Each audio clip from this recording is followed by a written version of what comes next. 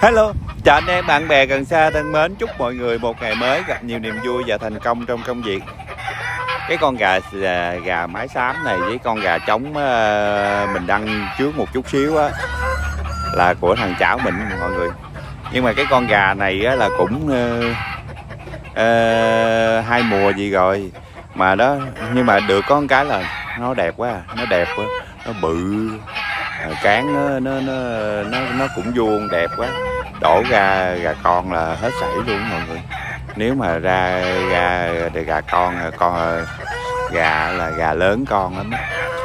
Nội con gà này là hai ký mấy á, 2,6 kg, 2,7 kg á, quá trời bự luôn á, đẹp quá trời đẹp.